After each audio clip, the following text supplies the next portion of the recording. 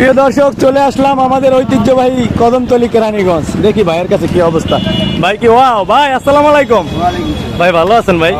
ভাই আপনার কথা অনেক মানুষ আমাকে যা বলে, এই জন্য আজকে সরাসরি চলে আসলাম। এই জায়গাটার নাম জানো কি? কদমতলী গোলচক্কর। এটি কি ব্যস্ত আছেন এগুলা? এটি কি? এই যে বেলপুরি, এটারই কয়? পানিপুরি নাই আপনার কাছে? বেলপুরি। ও খুব সুন্দর করে সাজাইছে। ভাই ভালো আছেন আপনি? দাঁড়া রয়েছেন অনেকক্ষণ ধরে খাওয়ার লিগা। ও আরে যে আমাকে দেখ বড় বাইরে পাওয়া গেল। আরে বাউল জগতের সেরা একজন মানুষ। পুরি খাইতে হয় ভাইয়ের সাথে দেখা, তো আমরা পুরি খাই।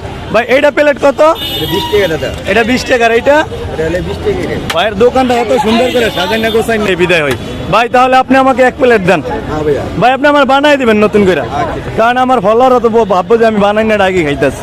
আপনি সুন্দর করে বানান। এইটাই কি? এইটাই বিট লবণ? হ্যাঁ ওয়াও।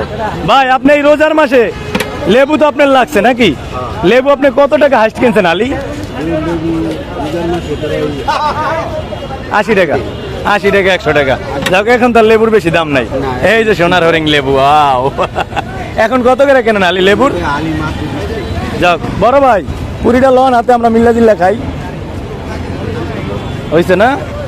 দেন। বেচা কিনা তো মোটামুটি ভালোই হয় না ভাই? যাক।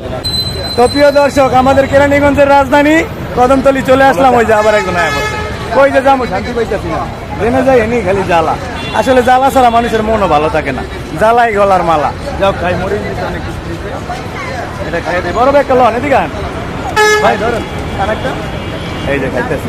আমার কেরানীগঞ্জ যাইলে কিন্তু ভালো ভালো বাউল শিল্পী পাইবেন, যারা গান বাজনা করবেন, আমাদের সাথে দেখা করবেন। এই যাক, ভালো থাকেন। খাইলাম, বিসমিল্লাহ। ও বাবা মজা ভাই, অনেক মজা পাইছি ভাই। এটা তো খেয়ালি,